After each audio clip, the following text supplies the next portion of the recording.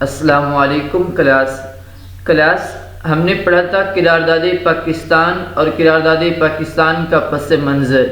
قرارداد پاکستان کے بارے میں جو ہم نے پڑھا کہ آل انڈیا مسلم لیگ کا 27واں اجلاس 23 مارچ 1940 کو لاہور کے تاریخی پارک اقبال پارک میں منعقد ہوا۔ وہاں پر اجلاس کی صدارت قائد اعظم محمد علی جناح علیہ الرحمہ فرما رہے تھے۔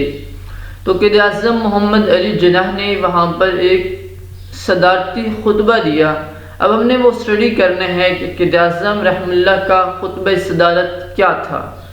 قائد اعظم علیہ الرحمہ نے 1940 میں مسلم لیگ کے لاہور اجلاس کی صدارت کرتے ہوئے اپنے خطبے میں مسلمانوں کی جد و جہد کے لیے سمت کا تعین کر دیا۔ ان کے خطبے کے اہم نکات درج ذیل تھے۔ پہلا پوائنٹ کیا تھا کہ مسلمان ایک علیحدہ قوم ہے، مسلمان ایک علیحدہ قوم ہے۔ مسلمانوں کو ایک مذہب سے نہیں جوڑا جا سکتا، ایک تہذیب سے، ایک ثقافت سے نہیں، بلکہ یہ ٹوٹلی طور پر ایک علیحدہ قوم ہے، ایک علیحدہ نیشن ہے، کیونکہ ان کے رسم و رواج، روایات، تہذیب و ثقافت اور سب سے بڑھ کر ان کا مذہب جدا ہے۔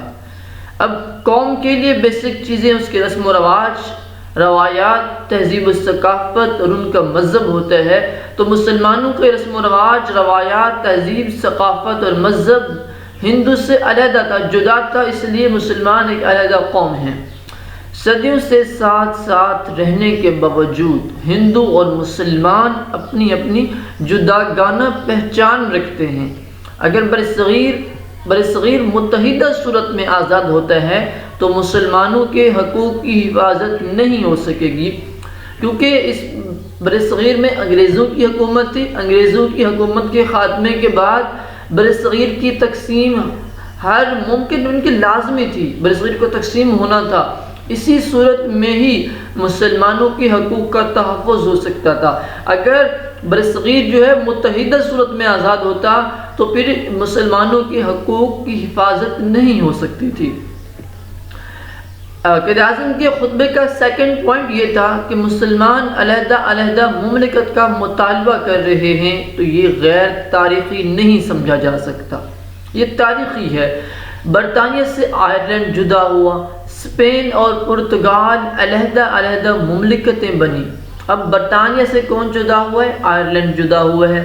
اسپین سے اور پرتگال یہ دونوں علیحدہ علیحدہ مملکتیں بنی۔ اسی طرح چیکوسلواکیہ کا وجود بھی جو ہے تقسیم کا نتیجہ بنا۔ برصغیر کا سیاسی مسئلہ جو کہ اس کی تقسیم کا مسئلہ ہے، وہ سیاسی مسئلہ قومی یا فرقہ وارانہ نہیں ہے، یہ کوئی مذہب کی جنگ نہیں ہے یا صرف کوئی فرقے کی جنگ نہیں ہے، بلکہ یہ ایک بین الاقوامی مسئلہ ہے اور اسی تناظر میں اسے حل کرنا ضروری ہے۔ تو برصغیر کی تقسیم کا جو مسئلہ ہے یہ مذہبی یا فرقہ وارانہ نہیں ہے، یا جسٹ سیاسی مسئلہ تھوڑا سا نہیں ہے، بلکہ ایک بین الاقوامی مسئلہ ہے اور اسے بین الاقوامی قراردادوں کے مطابق حل ہونا ضروری ہے۔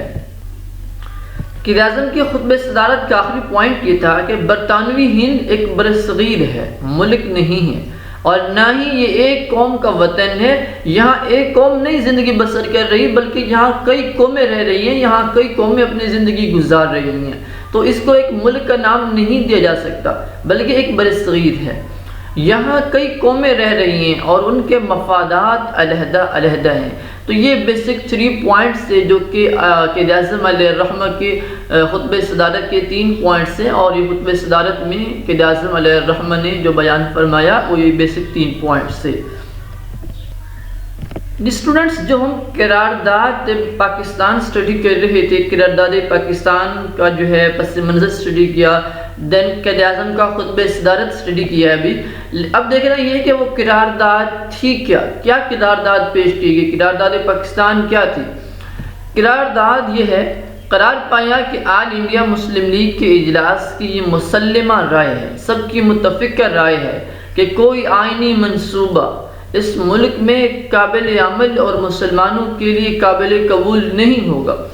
اگر برصغیر میں کوئی آئینی منصوبہ بنایا جاتا ہے تو اس وقت تک وہ قابل عمل اور قابل قبول نہیں ہوگا مسلمانوں کے لیے تب وقت یہ کہ وہ مدرجہ ذیل بنیادی اصولوں پر وضع نہ کیا گیا ہو۔ چند اصول تھے، اگر وہ آئینی منصوبہ ان اصولوں پر نہیں ہوگا تو وہ مسلمانوں کے لیے قابل قبول بھی نہیں ہوگا۔ وہ بنیادی اصولوں کے مطابق ہونا ضروری تھا۔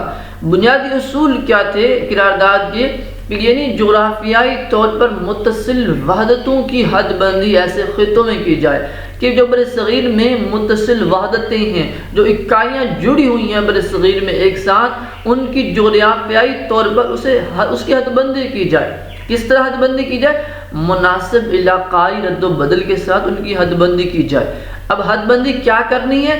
جن علاقوں میں مسلمانوں کی اکثریت ہے، اب کن علاقوں میں مسلمانوں کی اکثریت تھی؟ جیسا کہ ہندوستان کے شمال مغربی اور مشرقی حصے میں ان کی تشکیل ایسی آزاد ریاستوں کی صورت میں کی جائے جن کی مشمولہ وحدتیں خود مختار اور مقتدر ہوں، کہ جن علاقوں میں مسلمانوں کی اکثریت ہے، مثال کے طور پر ہندوستان کے شمال مغربی اور مشرقی حصے میں، تو ان کی جو ہے آزاد ریاستوں کی صورت میں تشکیل دیا جائے۔ ان کی جو وحدتیں ہیں وہ خود مختار ہوں، اپنے فیصلے خود کریں اور مقتدر ہوں، ان کا اپنا اقتدار ہو۔ نیز ان وحدتوں اور خطوں میں اقلیتوں کے اور ہندوستان کے دوسرے حصوں جہاں مسلمان اقلیت میں ہیں ان کے حقوق و مفادات کا مناسب تحفظ کیا جائے گا۔ وہ خطے جہاں پر جو ہندو ہیں وہ اقلیت میں ہوں گے ان کے حقوق کا تحفظ کیا جائے گا، اور وہ ہندوستان کے دوسرے حصے جہاں مسلمان اقلیت میں ہیں مسلمانوں کے بھی حقوق و مفادات کا مناسب تحفظ کرنا ضروری ہوگا۔ یہ تھی قرارداد پاکستان جو کہ مسلمانوں نے پیش کی اور جس کی صدارت جو ہے اس اجلاس کی قائد اعظم محمد علی جناح نے فرمائی تھی۔